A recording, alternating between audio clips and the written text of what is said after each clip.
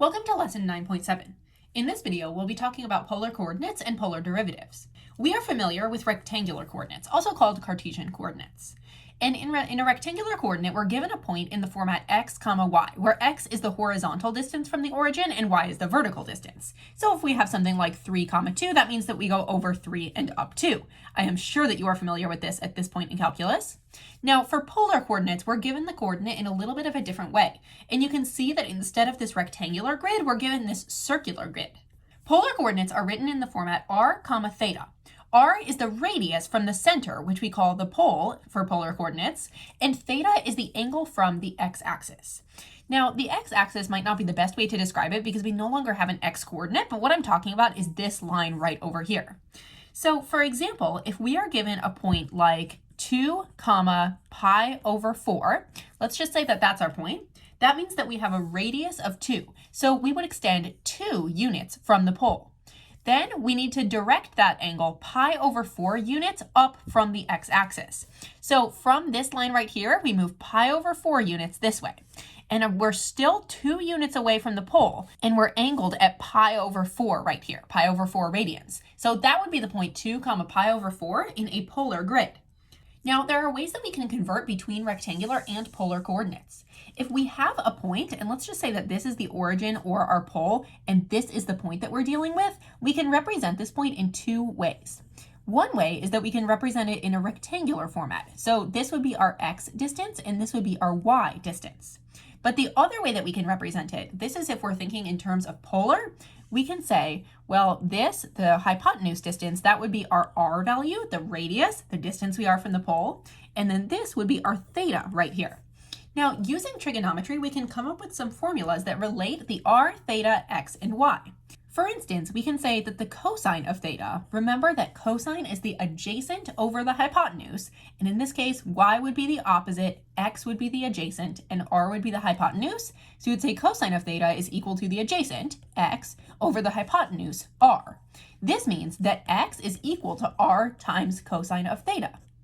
We can find y in the same way, except we would have to use sine. We would say sine of theta, and remember sine is opposite over hypotenuse. The opposite is y, the hypotenuse is r. So we would say sine of theta is equal to y over r. Now this would get us y is equal to r times the sine of theta. These are the conversion formulas that we can use if we're converting between polar and rectangular coordinates or equations. And we'll be using these a lot in this video, so I would highly recommend that you memorize these. X equals r cosine theta and y equals r sine theta. Let's practice plotting a few polar coordinates. First, we're going to plot the polar coordinate 2, pi over 6. Remember that this means that r is 2 and theta is equal to pi over 6. So if our radius is 2, let's first go from the pole and then we'll go over 2 units. So that's going to be our radius. So it could be anywhere on this circle. Now, where specifically is it? If theta is equal to pi over 6, that means that we need to go up pi over 6 units from this line right here. So we go up pi over 6 right there, and we're going to wind up with a point right there. That would be point A. Let's do point B. Point B says that we have a negative radius, -1, pi over 4. Let's go over what to do when there's a negative radius. So even though we have a -1 here, I'm still going to advance 1 unit to the right here, and then we're just going to reflect the point across the origin at the end. So if we were plotting the point 1, pi over 4 in polar, we would go over 1 unit, and then for pi over 4, well, we would direct our angle pi over 4 units, so it would be right there. This would be +1, pi over 4. But because our radius is negative, that means that we're going in the opposite direction. So we just reflect this across the axis right there. We reflect it across the pole, and we wind up right there. That is point B, -1, pi over 4. Let's try point C, 1, 5 pi over 4. So our radius is 1, and then the angle, we go 5 pi over 4, starting from here. So that means that we are going to wind up right over here, because this is 5 pi over 4 units if we go like this. And then that's actually going to be the same exact point that we got for B. So point C and B are the same. One of these has a negative radius, one has a positive radius, but we wind up in the same exact spot. Let's try D. This time, our theta value is negative, which just means that instead of going counterclockwise, we're going to go clockwise from this starting position. So we go over 3 because that's our radius, and then we're going -pi over 6. If we were going +pi over 6, we would plot our point right up here. Since we're going -pi over 6, we go in the other direction. So this would be where point D is. Let's do our last one. This time the radius and the theta value are negative. So remember, for radius, I'm originally going to treat this as positive, but then I'll just reflect my point across the pole. So if I was doing 1 comma negative pi over 3, I would go over 1, and then pi over 3 is going to be going in this direction because it's negative. So we go 1 comma pi over 3, which would be right there. However, we need to reflect this across the pole, which means that we're going to wind up going right here. This would be point E. We can do much more than just plot polar points, though. We can also develop what's called polar curves, and that's just coming up with an equation in terms of r and theta. So for example, if we take the equation r equals 3 cosine of 2 theta, and we were to plot a whole bunch of values for r and theta, we would wind up with a function that looks like this. We can also have r equals 2. That one just means that we have a radius of 2 all the way around, and that's exactly what we see right here. If we have something like r equals 2 minus 3 sine of theta, that looks like this. We have an outer loop and a little inner loop right there. We'll be exploring a variety of polar equations in this video and in the next couple of videos. We can convert from polar form into rectangular form. For example, we're going to convert the polar coordinate point -3 comma pi over 4 into a rectangular coordinate point. The conversion formulas that you must remember, you need to remember x is equal to r cosine theta, and you need to remember y is equal to r sine theta. Now, we know that this point is giving us r comma theta. So r is equal to -3, and theta is equal to pi over 4. So we can say x is equal to r, which is -3, times the cosine of theta, and theta in this case is pi over 4. Now, the cosine of pi over 4 is rad 2 over 2, so we're really dealing with -3 times rad 2 over 2. This would be our x value for the coordinate point. Then we can do the same thing with y equals r sine theta. R is still -3, so we would say y equals -3 times the sine of theta, which in this case is pi over 4. The sine of theta is rad 2 over 2. So again, we have -3 rad 2 over 2. Since the x and the y are both -3 rad 2 over 2, that means that our rectangular coordinate point is going to be -3 rad 2 over 2, comma, -3 rad 2 over 2. That is in rectangular form. If we were to plot this one in the rectangular coordinate plane and this one in the polar coordinate plane, and then have them overlap, we would have the point in the same exact spot.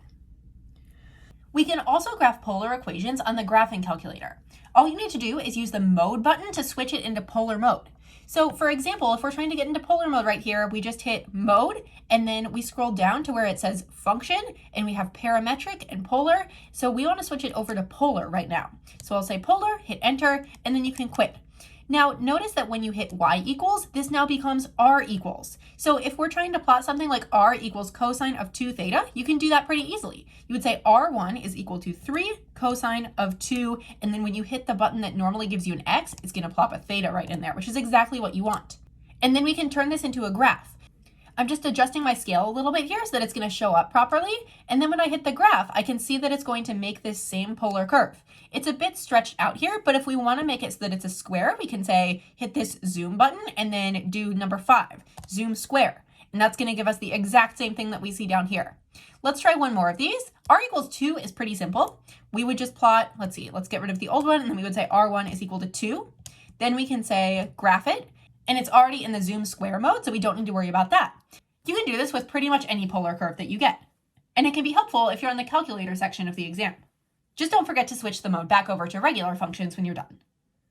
We can also find derivatives of polar equations, just like we find derivatives of regular equations. The thing is, though, you need to be really careful to pay attention to what variables you are dealing with.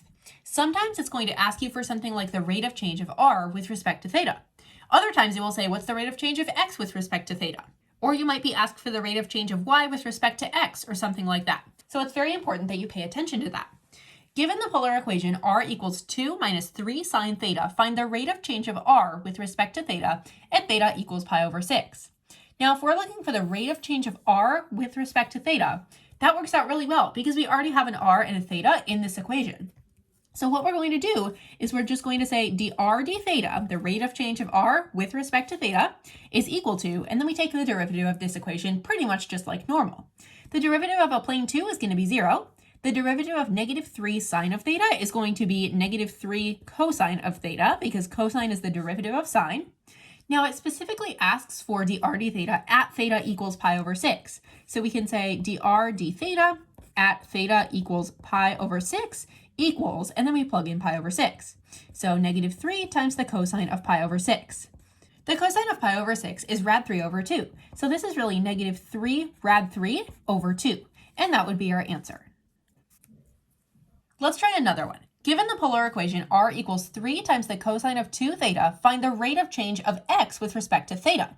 This time, we're not just being asked for the rate of change of r with respect to theta, we're being asked for the rate of change of x with respect to theta, which is a bit different. I don't see any x's in this equation right here, which makes it a little bit tricky. However, it's really important that you remember those conversion formulas. X is equal to r times the cosine of theta. That's what you need to remember. And once we have this, we can just plug in 3 cosine of 2 theta for this r right here. So we're going to say x is equal to r, which is 3 times the cosine of 2 theta times cosine theta.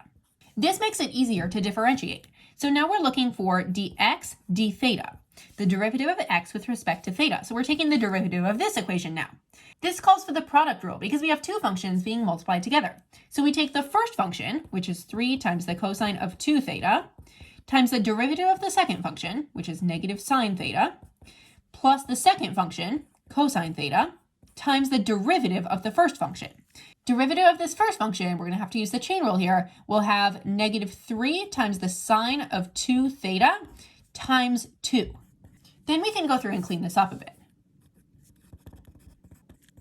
And that would be my response. Given the polar equation r equals 3 times the cosine of 2 theta, find the rate of change of y with respect to theta at theta equals pi over 4. This one is very, very, very similar to what we were just doing. It's the same exact equation, but now we're trying to find the rate of change of y with respect to theta at a specific value for theta. So again, we need to use those conversion formulas because I don't see any y's in this equation as it is now.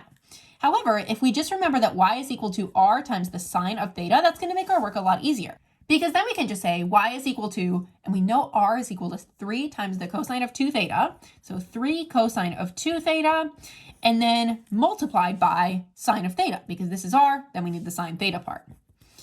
Now we need to find the rate of change of y with respect to theta. So we're looking for dy d theta. If we're trying to do that, that's again going to require us to use the product rule. We'll do the first function, which is 3 times the cosine of 2 theta times the derivative of the second function, which is going to be cosine theta, plus the second function, sine theta, times the derivative of the first function. And the derivative of that first function, well, we're going to have to use the chain rule here because we have 3 times the cosine of 2 theta. Our derivative is going to be negative 6 times the sine of 2 theta. Now, this is not just asking for the rate of change of y with respect to theta, it's asking for the rate of change of y with respect to theta at theta equals pi over 4. So what we're going to do is we're going to find dy d theta at the specific value of theta equals pi over 4. That means that I need to go through and everywhere that I see a theta up in this equation, I'm going to plug in a pi over 4.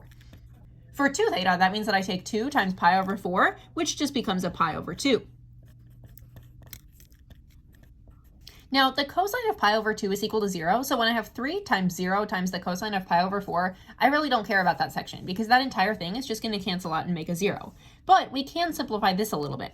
So I can say dy d theta at theta equals pi over 4 is going to be equal to, and then what is the sine of pi over 4? Well, that's going to be rad 2 over 2, and then we have that times negative 6 times the sine of pi over 2.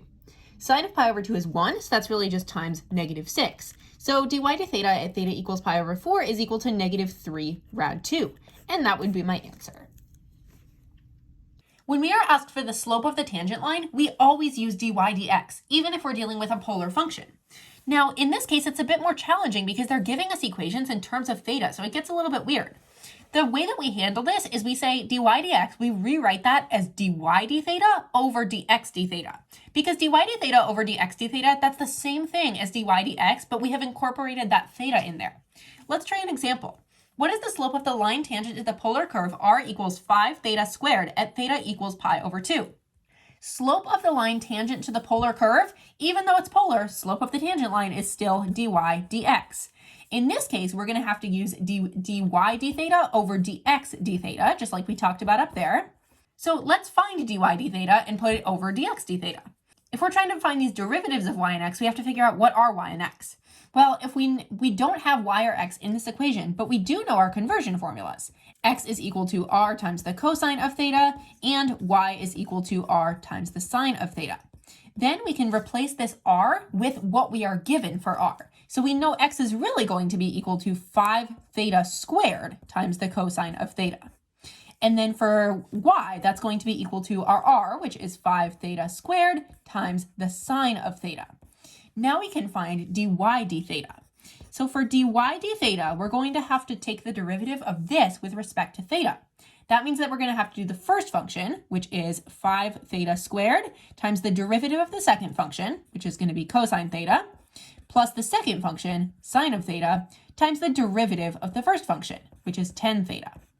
Then we need to find dx d theta. So dx d theta, we're doing the same thing, except we're taking the derivative of this top equation right here. So that's the first function, 5 theta squared, times the derivative of the second function. Derivative of cosine is going to be negative sine, so negative sine theta, plus the second function, cosine theta, times the derivative of the first function, 10 theta. Awesome, so now we have these two. And I'm actually just going to rewrite this because I don't want to copy down this entire whole thing. I'm just going to put this one over this one because we are looking for dy d theta over dx d theta. That's really just equal to dy dx if we think about it. So that's equal to this entire derivative over this entire derivative. Now we are looking for this at theta equals pi over 2, which means that we just have to plug in a pi over 2 everywhere that we see a theta. So I'm going to go through and do that.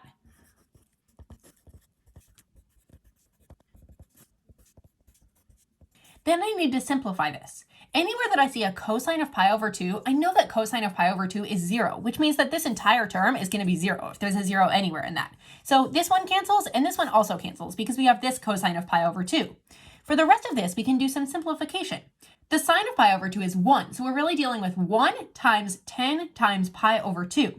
Now this 10 times pi over 2, this is really 10 pi over 2, which is equal to 5 pi.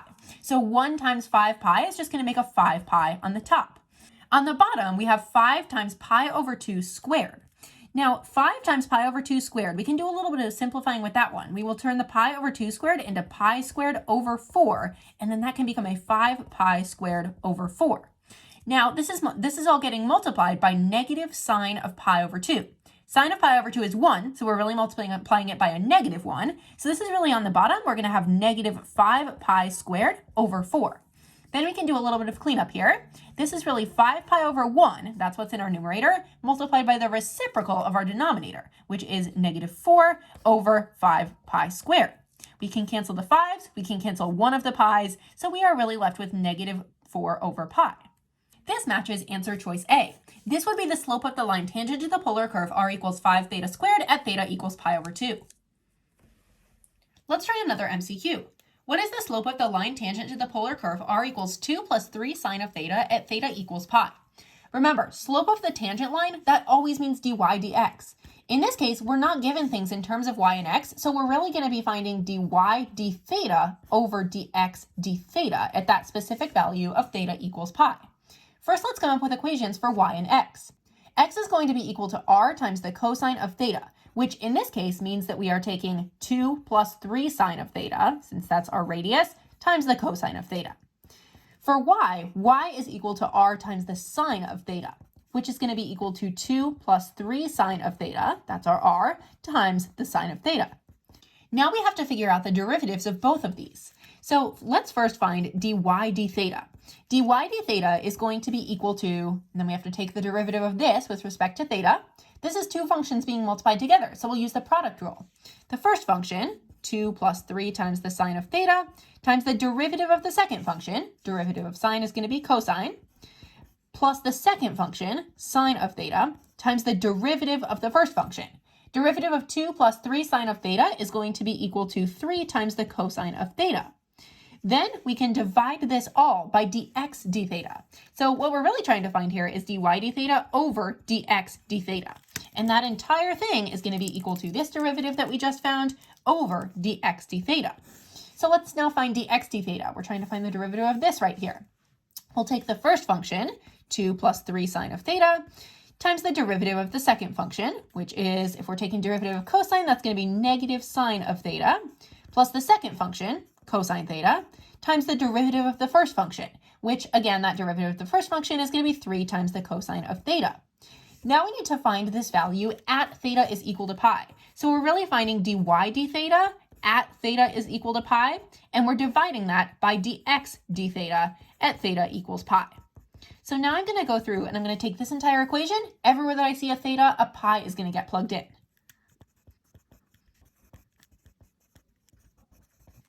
So if I'm evaluating, I would first take 2 plus 3 times the sine of pi. Sine of pi is equal to 0, so this is really just a 2. So we have 2 times cosine of pi is negative 1. Then we take the sine of pi, which is 0. So if we're doing plus 0 times something, that entire thing is going to go away. So we don't even need to write anything there. We're just going to have 2 times negative 1 in our numerator. Then we're going to be dividing that by 2 plus 3 times the sine of pi. Sine of pi is 0, so we have 2 plus 3 times 0, or just a 2, times negative sine of pi. Remember, sine of pi is equal to 0, so that entire thing is going to be a 0 right there. Then we take the cosine of pi, so we're adding negative 1, and we take that and we multiply it by 3 times the cosine of pi, so 3 times negative 1, or negative 3. This portion goes away because it has the 0, and we're left with negative 2 over positive 3. This means that choice A is our correct answer. That is dy dx at theta is equal to pi. A polar curve is given by the equation r equals 3 theta over theta plus 2, for theta being greater than or equal to 0. What is the instantaneous rate of change of r with respect to theta when theta equals 2? So if we're dealing with the instantaneous rate of change of r with respect to theta, that's asking for dr d theta at theta equals 2. Let's begin by finding dr d theta. In this case, we don't need to use those conversion equations of x equals r cosine theta and y equals sine theta because they're not asking us about y or x here. We just need to figure out what's the derivative of this equation. Since we have function over function, we're going to use the quotient rule. So we start by taking the low function, theta plus 2, times the derivative of the high function, 3, minus the high function, 3 theta, times the derivative of the low function, 1, all over the low function, theta plus 2 squared. Now what we can do is we can find dr d theta at that specific value that it asked for, at theta equals 2. So we just go through and we plug in a 2 everywhere that we see a theta up here. Instead of theta plus 2, we'll have 2 plus 2 times 3 minus, and then 3 theta is really 3 times 2, or 6. That's all over 2 plus 2 squared. We can do some cleanup there. We have 4 times 3, which is 12, minus 6 makes a 6 on the top. 2 plus 2 is 4, 4 squared is 16. We only have 6/16 here, which simplifies down into 3/8. This matches answer choice A. The second derivative of a polar curve can be found by using the formula d2y over dx squared. And then this is the second derivative for any function in terms of y and x. But what we need to do here, the problem is that when we're given a polar curve, we're given stuff in terms of r and theta. When we're finding the second derivative, we're really trying to find d dx, the derivative of dy dx, the derivative of the derivative. So what we do then to incorporate the theta is we say this is equal to d of dy dx d theta, so d of the derivative d theta over d dx d theta. This is just like if we were taking d dx of a y, we would just say that's dy d theta over dx d theta. Except now instead of y, we have dy dx, an existing derivative plugged right in here. Let's work through an example here to see what this really means. So we are asked for a certain polar curve r equals f of theta. It is known that dx d theta is equal to the sine of theta and dy d theta is equal to the cosine of 2 theta. It asks us for the value of the second derivative of y with respect to x at theta equals pi over 3. So we're going to have to use this formula right here. If we're looking for the second derivative of y with respect to x, we know that's going to be equal to d theta of that dy dx over dx d theta. That's just pulling that formula down from here. Now, we're going to work from the inside out here. So we need to first figure out what is dy dx. They didn't give us what y or x is equal to, which makes this seem a little bit challenging. But really, remember that when we're looking for dy dx, we're really finding dy d theta over dx d theta when we're dealing with polar.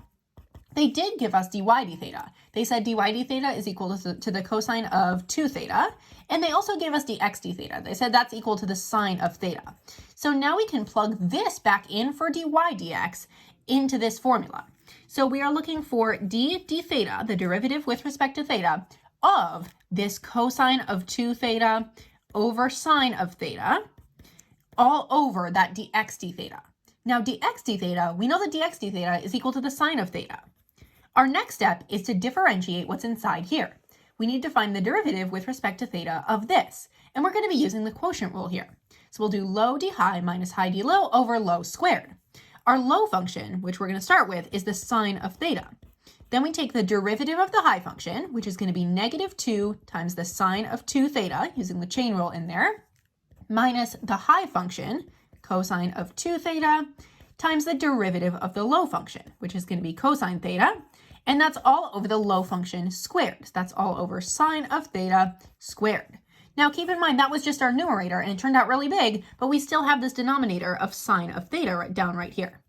So now we have to figure out what is this value at theta equals pi over 3. So if we're trying to find the second derivative of y with respect to x at theta is equal to pi over 3, that means that we take this giant expression and we plug in a pi over 3 everywhere that we see a theta. I'm going to do that and then we'll evaluate.